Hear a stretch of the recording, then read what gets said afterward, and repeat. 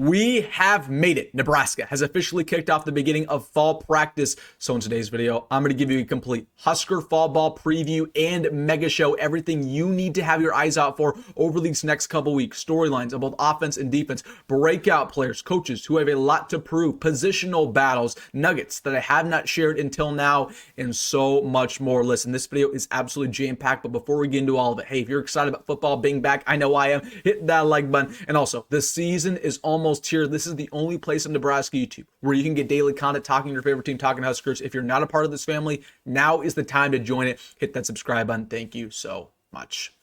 But without further ado, we have a lot to talk about. Football is back. Nebraska has hit the gridiron for the first time in over 3 months, and there are a lot of storylines building before our first game of the season coming up in about 4 weeks. So first things first, I want to set the stage for you what the schedule is looking like. We have 4 weeks of fall practice, so this week, next week, and so on. And then going into our 5th week, that's going to be game week preparation. We have a short week going into Cincinnati on a Thursday. Also, should be noted, there's going to be scrimmages at the end of every week, mostly on Saturdays and Fridays. We have an open practice this Saturday for the fans at Memorial Stadium, so we're gonna get a lot of big nuggets there, some breakout players and so much more, so we'll have that covered on the channel. So a lot of things going on in Lincoln right now. Football is in the air. Let's get things going with the first storyline that I have my eyes out for.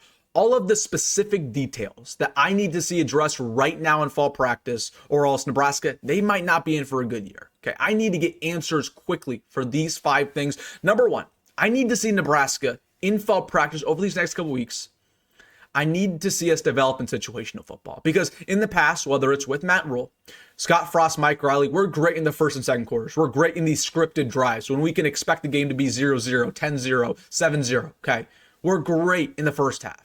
But as we all know, when we get to the 4th quarter, it's a tie ball game. You need a clutch drive to go down the field and score. We crumble because we're not prepared. We don't have a culture of winning, and it all starts in fall practice. It all starts now. Okay, you really can't develop situational football in the spring. You definitely can't develop it in the summer. You definitely can't develop it in winter conditioning where you're just putting up weight in the weight room, right? It starts in fall ball when you're actually game playing for teams. Okay, how can you be comfortable in the uncomfortable situations? That is the biggest X factor for Nebraska this season, and that starts right now.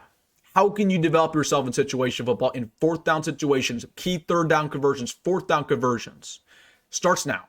That's going to impact Nebraska's season more than any others in fall practice. And then a couple other specific details I need to see addressed. Excellence at every single level, right? We're not about development anymore. We're not about putting on weight, staying healthy. No, it's about excellence, about technique.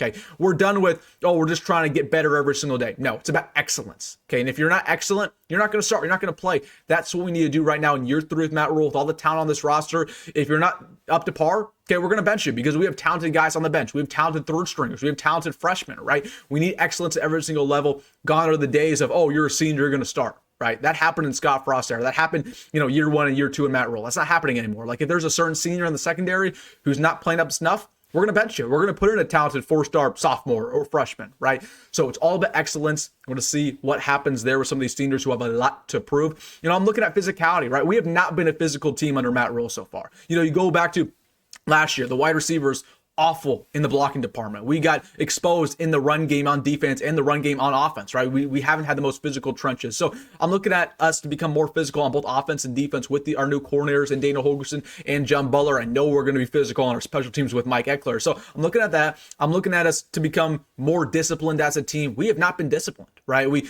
give up penalties time and time again, one of the worst in the Big Ten.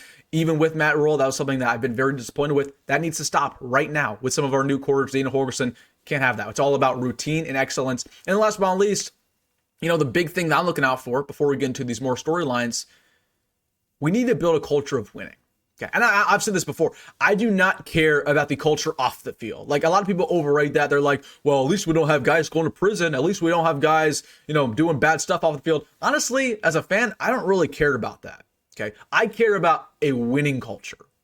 Okay, like Georgia, whatever, they have some issues off the field. Ohio State, they have some issues off the field. Oregon, they have some issues off the field. Who cares? They win. It doesn't correlate. Being good boys off the field doesn't correlate to winning. Nebraska back in the 90s, we weren't the best team off the field, newsflash, but we won football games because we had a winning culture. That's what matters the most, a winning culture. Meaning, once again, when the game gets tight, you have the utmost belief in yourself in your teammates and your coaching staff and the play calling that you're going to get it done. We have not had that. We have talent on this roster, but in the past, when the game gets tight, our teams crumble. You can look at the sidelines. Their heads are down.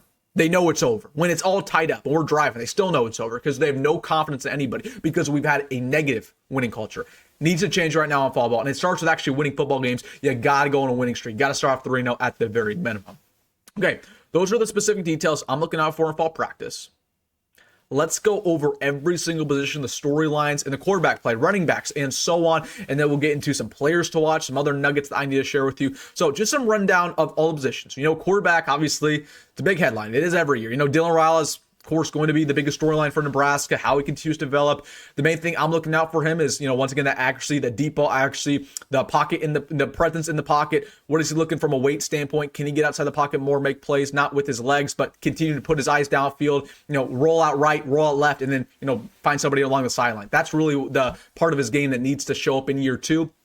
Other than that, continue to read Big Ten defenses, continue to be a smart quarterback, continue to be a clutch quarterback. That's how Dylan Raiola's going to take that big jump forward. And honestly, I'm looking at how he can gel with his teammates, right? He did not have the best relationship with Isaiah Neyor and Jamal Banks last year. Not to say they hated each other. They were buds, but they weren't best friends. And that really showed up on game days because, when your quarterback and receivers are really tight, when the quarterback's in trouble, he knows where the receivers are going to be. And there's a good reason why he had a great lip. Jacory Barney broke out because they're both freshmen, right? But at the end of the day, when Dylan Raiola, would scramble out, he wouldn't know where Isaiah Neyor was because they weren't best friends on and off the field. So it really, I know it sounds corny, but I'm looking for him to build a relationship with Dane, Nyziah Hunter, some of these older guys, Janiran, and that's really going to show up on game days. So Dylan Raiola, obviously, is a big storyline. Quarterback 2 is going to be a storyline. Jalyn Gramstad versus Marcus Davila. The media wants to tell you that it's pretty much wrapped up. It's going to be Jalyn Gramstad. Again, I still think it's going to be a battle. I think it's going to be Marcus Davila simply because Dana Holgorsen, it's his choice. It's not Matt Rule's choice. And there's a reason why Marcus Davila is here. Okay, if Matt Rule did not employ Dana Holgorsen, Marcus Davila would not be on the roster because they would have no reason to have him. But when Dana Holgorsen got here, he said, you know what? I'm not confident in this quarterback room. He said, I'm not confident about Jalyn Gramstad. I'm not confident about a true freshman 4-star. I want to bring in another guy. So Dana Holgorsen brought in Marcus Davila. That's his player. He knew him since high school. I think it's going to be Marcos, and he has the arm talent to back it up. So I'm excited to see what happens in the quarterback 2 battle. Running backs, obviously a storyline. Can EJ live up to the expectations that the fan base has given him? They've given him some lofty expectations. So we'll see if he can live up to it. I kind of doubt he will, but I don't need him to be, a 1,000-yard rusher. I just need him to be solid and stay healthy all 12 games. And then looking at running back 2, obviously another battle there, pretty much a 3-way between, you got Quinn Ives, you got Mekhi Nelson, and you got Jamarion Parker. So who's going to be there? Because I think Jamarion Parker's the most talented, but who's going to be the most healthy? That's probably what's going to win that battle. Who's the most healthy? Because all of them have had injury issues. Quinn Ives was injured this spring. We know Mekhi Nelson was injured last fall, and then Jamarion Parker was also injured this spring. So who's most healthy and who's good from a weight standpoint? That player's probably going to be running back 2 to begin the year. And then looking at wide receivers, not really a battle there, but who can live up to the hype? Can this entire room live up to the hype? Because every single year, like we say with the receivers, we prop them up. We say, oh my gosh, there's so much talent there. And then we get to the season, always falls flat. Can the wide receivers change the narrative this year? I feel great about Jacory, feel great about Dane, Nyziah Hunter. They compare him to Sammy Watkins behind the scenes, had a great spring ball. Can Demitrius Bell rise up on the sheen like a lot of people are expecting? What about Janiran, coaching staff? They talk a big game about Janiran, but we've never seen it. What about these freshmen, right? Like Cortez Mills, what's his role going to look like? Jeremiah Jones, 6'4" receiver. Pretty much a better version of Malachi Coleman. He runs a 4.4. He's going to be a freak. You got Isaiah Mozee in there. You got some other guys, Quinn Clark in there. So receivers are obviously, can they live up to the hype? Tight ends, obviously, man, tight end's going to be something. 4-way battle. We have no idea what's going to happen. Now, Lindenmeyer's probably going to be the starter there. I'd say Markway's going to back him up. I really like Markway's game, but what's Haarberg's role going to look like? Is Cardinals completely ready to go? We're going to get answers pretty quickly in fall camp. Offensive line, looking at it from a depth standpoint, the starting offensive line is pretty much set. There's going to be a little battle at right tackle. I expect it to be Prohaska. But what's the depth looking like? Where's Houston Kaahaaina-Torres at as a true freshman? Is he actually going to play as a true freshman? Because there's a lot of rumblings that he will. Present Tomoa, how developed is he? What about a Grant Bricks, right? So looking at the depth more on the offensive line, I actually feel pretty decent about the starters. Defensive line. Williams Nwaneri, can he live up to expectations? Keona Davis, can he take that step forward that the coaching staff they were hyping up? Is Elijah Judy going to start at nose tackle, or is he going to be a key bench piece? Jalen George, he's coming off of injury. What's going on there with him? So defensive line is pretty much wide open. You got linebackers. I don't know if there's really any storylines around the linebackers. maybe Dasamara, right? Dasamara, we'll see about him. And then the secondary, who's going to be corner 2? Malcolm Hartzog, is he actually going to be our slot corner again, or are we going to have a battle there, right? Is it going to be Mario Buford? Is it going to be Larry Tarver? Who's going to win that corner 2 battle? Is it going to be Amari Sanders or Andrew Marshall? So a lot of big things there that I have my eyes out for. And then special teams, who's going to be our kicker? It's going to be Tristan? Probably not. It's not going to be Tristan Navana. It's pretty much down to Kyle Keenan or John Hall. I expect to be John Hall, but Kyle Keenan, he could give him a run for his money. There's a reason why he's here. Okay, clearly Mike Eckler was not satisfied with the kickers. Wasn't satisfied with them. He said, you know what, we need a transfer there. I'm not satisfied with John Hall. I'm not satisfied with Navana. We're bringing in my man Kyle Keenan, see if he can compete. So that's his guy. Mike Eckler brought him in. We'll see what happens there. And then just going over some players to watch, like specific guys I have my eyes out for more than all the others. Demetrius Bell is the main guy, like on the receiver core, who I think could bring this unit from being maybe an A- unit to an A+. Like if Demetrius Bell can break out in a big way and provide good depth, you know, there's no reason why this receiver room can't be one of the best in the country. So Demetrius Bell, man, huge eyes on him. Jamarion Parker, obviously, like, can he stay healthy? Jamarion Parker, his potential's through the roof. I hope he's healthy. I hope he's ready to go. I hope he looks good from a weight standpoint, because he was not satisfactory in spring practice. He was playing well, sure, but from a weight standpoint, it wasn't good enough. So I hope he's there, ready to go in fall camp, playing well. You got Williams-Nwaneri, we just talked about, 5-star potential, has the ability to be the X factor on this defensive line, take it to a next level, because he's the only true pass rusher on this defensive line. All the other guys are primarily run stoppers. He's the only one who can get to the quarterback at high level consistently. So if Williams-Nwaneri can actually break out and be that 5-star we thought he was going to be coming out of high school, there's no reason why this defensive line can't take a jump forward, even despite losing Ty Robinson and Nash. Larry Tarver is somebody who I think's another X factor in the secondary. Like if Larry Tarver can break out, you feel a lot better about the slot play. You know, you could have him start over a Malcolm Hartzog in the slot, which would be news to a lot of Nebraska fans' ears. That'd be great. I'm excited about this depth in the secondary. I think it's a lot more deep than a lot of people are giving it credit for. Teddy Prohaska, can he stay healthy at right tackle? That's the big thing. Janiran Bonner, again, can he be what the coaching staff thinks he is? They always hype him up. Never really see it on game days, so we'll see about Janiran Bonner. Justin Arrett, somebody who's interesting at safety. He had a very strong spring ball. He could, give a Marquez Buford a run for his money, potentially try to start at free safety. Again, I told you guys this at the beginning of the video. Gone are the days of Nebraska just starting seniors because they're seniors. Like, that really isn't happening anymore. So if you're a senior, but you're not playing up to snuff, like, short leash, you're out of there.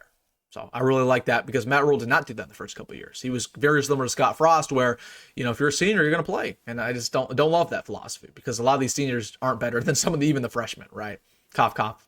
I'm not even going to get into it. Houston Kaahaaina-Torres, have my eyes out for him. I think he's going to be a baller as a true freshman. Cade Petschok, I learned how to pronounce his name. It's not Petruzek. It looks like it's called Petruzek. His name is pronounced Petschok. Cade Petschok, true freshman, 4-star defensive lineman. Man, he is going to be special if he can live up to potential. He's somebody who the coaching staff, they think he can have a Keona Davis type impact. And a couple of other true freshmen, like, again, Jeremiah Jones, I think is interesting. Dawson Merritt, is he healthy? Those are the guys I have my eyes out for. All right, let's get into the final segment. Just the last things I have my eyes out for. Again, game planning starts right now, man. Preparation for Cincinnati starts right now. We can't get out coached this year. Gone are the days of us going and do these season openers against Northwestern, Illinois, Ohio State, Minnesota, Colorado, doesn't matter, and we just get outcoached. Can't happen anymore.